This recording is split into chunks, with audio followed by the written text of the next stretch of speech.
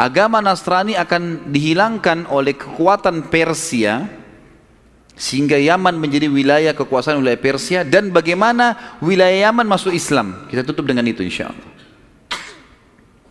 Setelah Abraham mati tadi, sebelum dia berangkat dia sempat menunjuk anaknya yang bernama Yaksum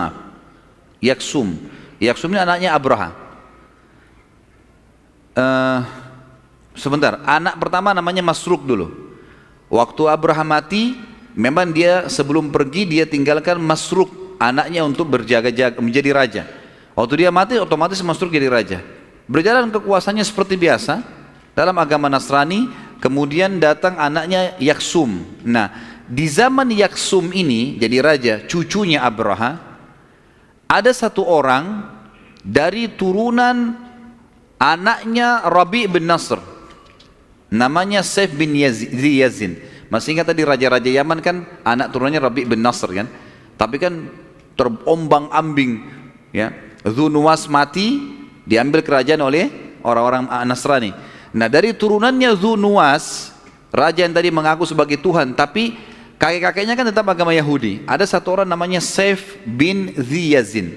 Orang ini di zaman Yaksum muncul. Saif ini teman-teman sekalian, dia mulai berpikir bagaimana mengembalikan kerajaan kakek-kakeknya dulu. Dia mau supaya orang-orang Afrika ini keluar semua nih dari Yaman. Harusnya orang-orang Yaman yang berkuasa. Dia mulai berpikir kira-kira bagaimana jalan keluarnya. Lalu kemudian dia berpikir untuk mendatangi Kaisar Romawi. Pergilah dia ke Kaisar Romawi, jauh dari Yaman, pergi ke utara Jazirah Arab. Sampai ke Kaisar, dia minta tolong, dia sampaikan kalau dia salah satu keturunan raja di Yaman segala. Tapi Kaisar ini menerima dia dengan dingin. Ya, dalam bahasa Arab dikatakan dengan barit, ya, dingin. Dia tidak dihiraukan oleh Kaisar. Kenapa? Karena dia sedang minta tolong Kaisar menyerang orang Nasrani. Kan Najasyi kan Nasrani. Penguasa sekarang Yaman orang Nasrani, satu agama, masa dia mau serang? Ditolak sama dia nggak mau. Lalu kemudian dia beralih ke salah satu pimpinan Arab yang memang pimpinan Arab ini sama-sama dia dari turunan Rabi' bin Nasr yang namanya Nu'man ibn Munzir ya. Ini teman-teman sekalian mohon maaf kalau ada nama-nama yang sedikit saya tersalah, jangan dijadikan sebagai poin untuk menyalahkan ya. Karena manusia bisa salah gitu. Kadang-kadang ada nama yang terus, tapi ini memang kalau Nu'man ibn Bashir itu kalau tidak salah nama salah satu sahabat, tapi Nu'man ibn Munzir ini turunannya Rabi' bin Nasr gitu. Nu'man ibn Munzir ini masih ingat tadi Rabi' bin Nasr yang awal cerita kita sempat mimpi kemudian dia hijrahkan ke Irak. Nah, ini Nu'man ibn Bashir salah satu turunannya di sana. Maka si Saif ini datang ke sana. Kita sama-sama turunannya Rabi'ah nih. Yaman sekarang dikuasai orang-orang Afrika. Bagaimana caranya supaya kita bisa menang nih? Tolonglah bantu. Kata Nu'man, saya nggak bisa. Kekuatan kita berapa? Mau lawan pasukan dari Afrika nggak mungkin. Tapi ada cara. Dia bilang wilayah saya ini, kebetulan wilayah Irak ya. Ini tunduk di bawah tangannya Kisra, Raja Persia. Waktu itu penyembah api dan mereka yakin juga Kisra itu Tuhan. Makanya kan ada riwayat pernah ada utusannya Kisra datang kepada Nabi SAW, kemudian kumisnya mereka tuh tebal sekali terus terputar-putar gitu ya. Sampai kata Nabi SAW, siapa yang nyuruh kalian seperti ini, buruk sekali. Mereka bilang Tuhan kami Kisra, mereka yakin Kisra itu Tuhan. Maka kata Nabi SAW, kalau saya diperintahkan oleh Tuhan saya justru memelihara jenggot dan memotong kumis gitu kan. Tapi itu bukan bahasan kita lah ya. Akhirnya pada saat itu kata Nu'man ibn Munzir, saya punya setiap tahun saya selalu memberi upeti ke Kisra. Di bawah kekuasaan Kisra dulu itu kerajaan terkuat di dunia. Kalau kau mau sabarlah di sini, hai Saif bin Yazin, tunggu di sini. Tahun nanti ini beberapa bulan lagi akan ada pengiriman utusan ke sana dan perjalanan dari wilayah ini ke wilayah Madain ibu kotanya Persia itu sebulan. Tunggu aja nanti kamu ikut. Kamu coba sampaikan ke Kisra karena Kaisar agamanya sama Nasrani, nggak mungkin mau bantu. Baiklah, dia tunggu beberapa bulan tinggal di situ sampai akhirnya Datang saatnya kemudian dia pergi ke Kisra. Kisra tiap hari kerjanya dia duduk di singgasananya kalau habis mandi, dan dia duduk, teman-teman sekalian, singgasananya itu besar sekali, orangnya tinggi besar. Orang Kisra ini sangat tinggi besar postur tubuhnya, dan singgasananya lebih besar lagi, dan dia menggunakan mahkotanya itu lebih besar dari dia sekian kali. Bagaimana caranya masuk ke kepalanya? Diturunkan pakai rantai. Oh iya, jadi bukan di kepala dimelengket, tapi dia itu hanya dilebarkan, lebar dan diturunkan pakai rantai. Jadi kesannya dia pakai mahkota yang besar, singgasana yang besar, penuh dengan permata-permata. Seperti itulah ya, kurang lebih. Maka antara dia dengan orang-orang yang datang ke istananya itu ada tirai jatuh dari atas. Sementara Kisra diturunkan pakai rantai mahkotanya, sementara dia atur posisi duduknya di singgasana, tirai ditutup. Nanti kalau sudah sudah selesai, dia sudah siap, diangkat tirai. Waktu diangkat, di sekitar singgasananya itu ada banyak kaca-kaca. Jadi kayak masjid ini misalnya ada lingkaran kaca banyak. Tapi mungkin bukan begini ya, dia lebih besar-besar kacanya sehingga cahaya matahari itu masuk dari semua kaca itu, lingkaran di atas singgasananya terpantul ke permata-permata yang ada di mahkota dan singgasananya sehingga memantulkan cahaya. Seperti itulah gambarnya dalam buku-buku sejarah. Pada saat itu semuanya orang sujud pada dia, karena diakui Kisra sebagai Tuhan. Saif ini masuk bersama orang-orang semua. Begitu diangkat tadi tirai, semua orang sujud, kecuali Saif bin Yazin, nggak sujud dia. Ada alasan kenapa dia lakukan. Dia tidak mau sujud, dia cuma tundukkan kepalanya saja. Begitu Kisra lihat, belum pernah dalam hidupnya Kisra ada orang yang tidak sujud, baru manusia ini gitu. Ya. Tanya sama Kisra, siapa kau ini? Kok berani benar kau tidak sujud dengan saya? Dia bilang, saya bukan tidak mau sujud, tapi ada yang menahan saya untuk sujud. Kata Kisra, apa itu? Dia bilang, masalah yang sedang saya hadapi.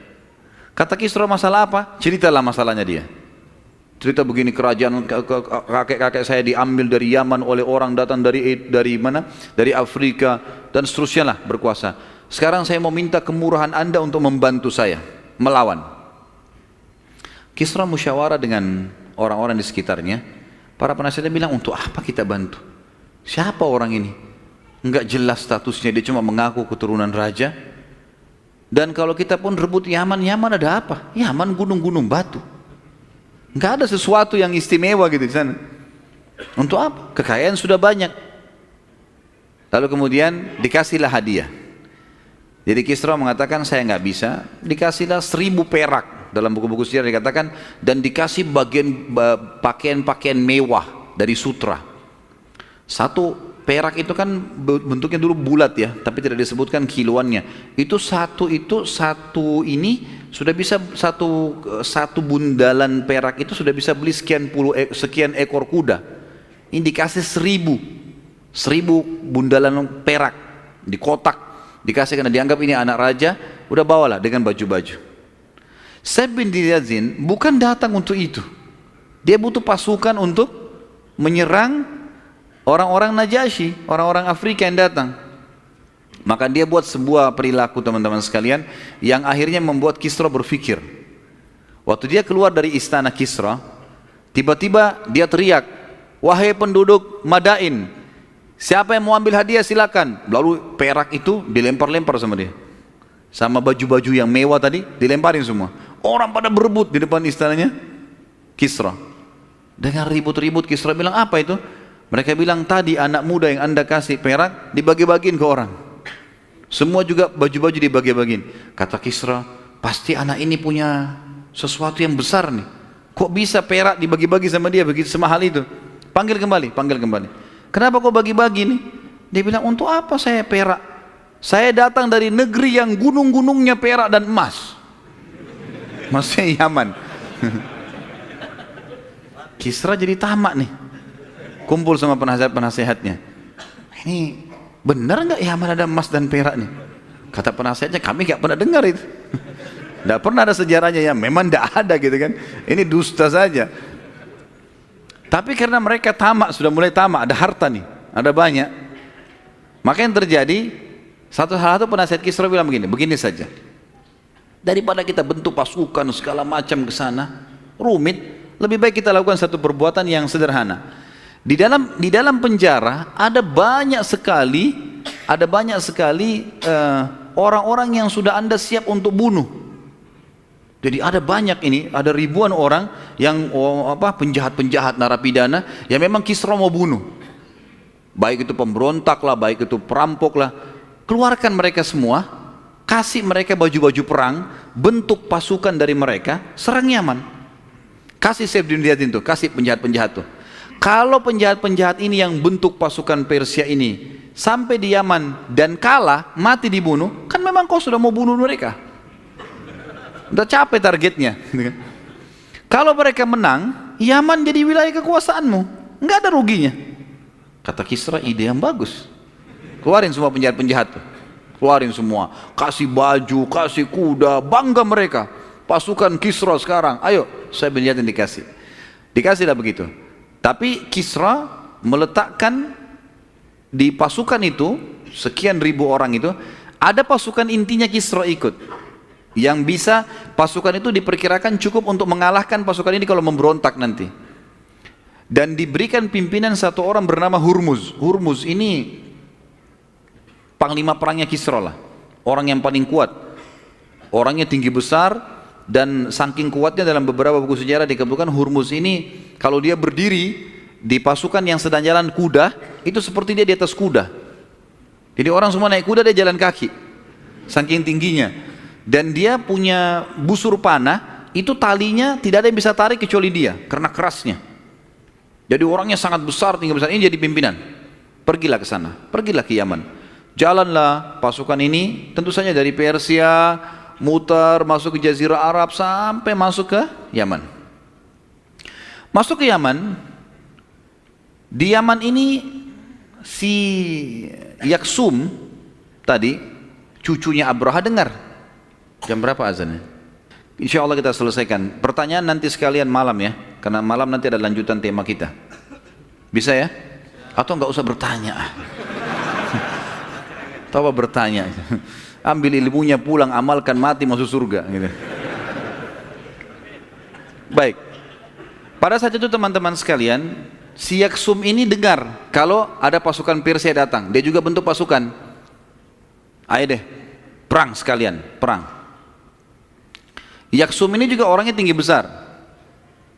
Kebetulan karena dia merasa dia raja di Yaman, dia naik ke atas kudanya, kemudian dia menggunakan mahkota. Di tengah-tengah mahkota itu ada seperti kotak yang menutup antara dua matanya, itu permata warna merah.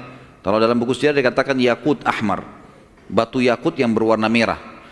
Itu ciri khasnya dia. Begitu pasukan bertemu, Hurmuz berkata kepada Saif bin Ziyadin, mana rajanya Yaman nih? Kata Saif, saya tahu. Dilihat dari tempat agak tinggi kejauhan, dilihat itu sana, yang naik di atas kuda, yang di antara matanya ada batu permata warna merah.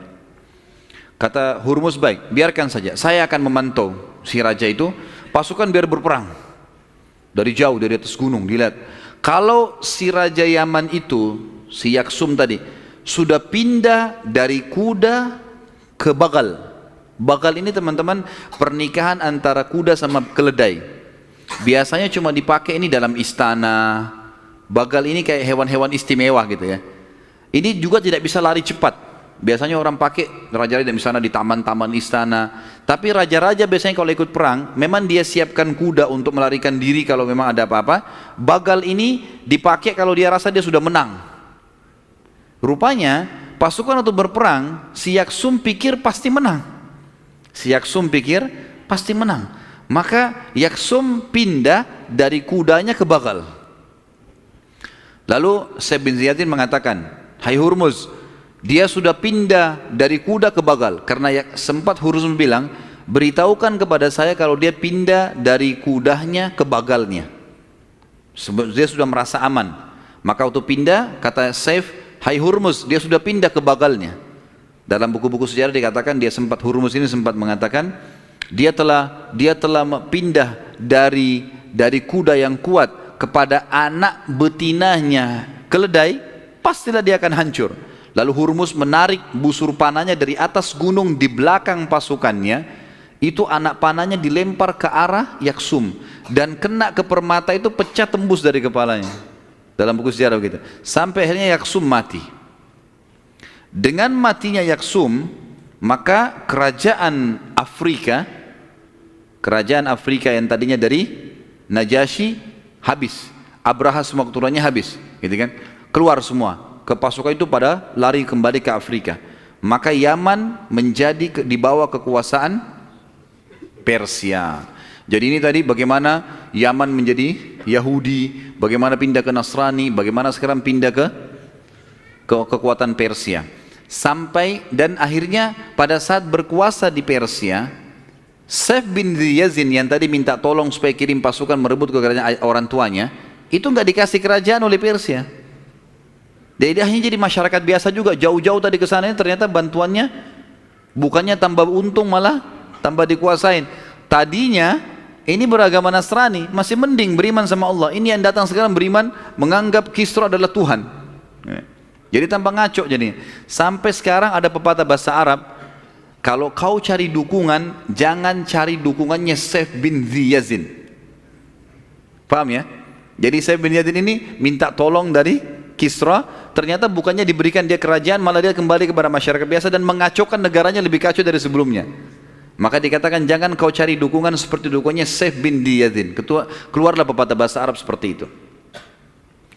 Akhirnya teman-teman sekalian, kita akan tutup dengan pada masa itu, jadi yang berkuasa Hurmuz. Setelah Hurmuz ini mati, datang anaknya bernama Murzuban. Murzuban berkuasa, dia tetap tunduk dengan Kisra. Kemudian datang Tujuban, lalu datang setelah itu ada Bazan. Jadi Hurmuz ini punya yang tadi panglima perangnya Persia, dia jadi raja di Yaman. Kemudian datang anaknya Murzuban, Murzuban mati Tujuban lagi datang Bazan. Di zaman Bazan inilah Nabi SAW mengirim surat kepada Kisra untuk ngajak masuk Islam. Kan waktu Nabi SAW kirim surat ke Persia, tiba di tangannya Persia, Kisra dengan sombongnya mengatakan apa? Siapa orang ini? Dari Jazirah Arab, dari Mekah nggak dikenal apa-apa. Terus minta saya tunduk. Maka dia pun merobek surat Nabi SAW dan utusan Nabi dibunuh. Maka kata Nabi SAW, mazzaka risalati, mazzakallahu mulkah. Dia telah merobek suratku, Allah akan robek kerajaannya. Gitu kan? Nah di zaman Bazan, cucunya, cicitnya si Hurmuz tadi, itu suratnya Nabi SAW tiba di Kisra. Lalu Kisra bilang, kirim surat ke Bazan. Bazan kan berkuasa di Yaman. Tangkapkah ini? Berkuasa di Yaman. Si Bazan ini dikatakan oleh Kisra, tuh di Jazirah Arab tuh, di kota Mekah ada yang ngirim surat sama saya ngaku-ngaku Nabi itu. Siapa itu? Tangkap dia, bawa ke saya. Kata Kisra dengan sombongnya, gitu kan. Maka Bazan tahu Mekah. Yaman kuat pada saat itu. Mekah adalah padang pasir, nggak ada apa-apa. Maka kata Bazan kepada dua panglima perangnya, pergilah kalian berdua ke Mekah, ambil tuh yang namanya Muhammad, bawa ke sini, kita bawa ke Kisra. Nggak usah kirim pasukan. Pergilah dua orang ini. Ketemu dengan tanya, ketemu dengan Nabi SAW. Wahai Muhammad, sebelum Kisra kirim pasukan, sudahlah, ya, ikut saja dengan kami. Nggak ada gunanya gitu. Nggak usah melawan. Kata Nabi SAW, kalian mau kenal tentang Islam nggak? Saya jelaskan dulu. Mereka bilang silahkan, dijelaskanlah Islam itu begini, semua dijelaskan. Baik, tapi kami yakin Kisra Tuhan kami. Kami nggak akan beralih, gitu kan? Kata Nabi SAW, bagaimana kalau Tuhanku membunuh Tuhan kalian? Kisra diyakini waktu itu Tuhan. Kata mereka, bagaimana bisa? Dia bilang, Nabi SAW mengatakan, sampaikan kepada Bazan, pimpinan kalian di Yaman, gitu kan? Kalau malam ini, hari ini, Tuhanku telah membunuh Tuhan kalian, Kisra. Bagaimana kau bisa tahu? Wahyu dari langit. Memang Allah menyampaikan. Kalau Kisra dibunuh, Allah membunuhnya pada hari itu. Sampaikan kepada Bazan masalah itu. Kalau seandainya berita itu tidak benar, datang sini tangkap, saya nggak akan kemana-mana, kata Nabi SAW. Pulanglah dua prajurit ini, Bazan tanya, bagaimana ceritanya? Muhammad itu kita sudah temui, dia jelaskan agamanya begini, beriman kepada Allah, Allah itu Tuhan mencipta langit dan bumi, Esa, segala macam berhubungan dengan Islam dijelaskan. Dua prajurit dijelaskan kepada Bazan. Bazan tertarik dengan agama Islam ini, gitu kan? Lalu kata prajuritnya, dia bilang, Muhammad mengatakan, kita tentu mengatakan sallallahu alaihi wasallam, kalau Tuhannya telah membunuh Tuhan kita Kisra kemarin, kebetulan dari Yaman waktu itu menuju ke sana, ya perjalanan sekitar 2 pekan, ini sudah dibunuh pada saat itu. Dan dari Madain ibu kota Kisra, itu kalau menuju ke Yaman 1 bulan perjalanan, jauh sekali. Maka kata Bazan, dari mana dia bisa tahu itu? Katanya dia bilang wahyu. Kata Bazan, kalau betul apa yang dia sampaikan, kita akan beriman pada dia. Karena tidak mungkin ada yang tahu berita zaman dulu, nggak ada alat komunikasi bisa tahu tiba-tiba itu bagaimana caranya. Tunggu, sebulan kemudian, jadi 1,5 bulan setelah kejadian itu, maka datanglah informasi dari Madain kalau betul-betul Kisra mati di malam itu. Maka Bazan dan seluruh pasukannya, pasukan Persia waktu itu yang berkuasa, masuk Islam. Dan Nabi SAW mengakui kerajaan Bazan. Mengakui kerajaan Bazan, ya. Dan pada saat itu Bazan meninggal dunia, sampai meninggal dia dalam keadaan Islam rahimahullah. Kita tidak katakan radhiyallahu anhu karena tidak sempat bertemu dengan Nabi sallallahu alaihi wasallam, karena definisi sahabat adalah orang yang bertemu dengan Nabi, melihat dengan mata kepala atau bersalaman, ya, atau berhadapan langsung, seperti Ibnu Ummul Maktum buta matanya, tapi beliau datang dan bertemu dengan Nabi SAW, interaksi langsung, maka dikatakan sahabat. Tapi orang yang beriman pada Nabi SAW di waktu Nabi masih hidup tapi tidak pernah bertemu langsung, dikatakan tabi'in. Makanya Bazan dimasukkan oleh para ulama dalam kategori tabi'in. Dan setelah Bazan meninggal, datang anaknya namanya Syikhir, dan Syikhir ini akhirnya juga sama, tetap dalam keadaan Islam, dan seluruh wilayah Yaman pada saat itu masuk Islam. Jadi bukan cuma sekedar pasukan Persianya, tapi masyarakat Yaman juga menjadi Muslim pada saat itu, juga menjadi Muslim.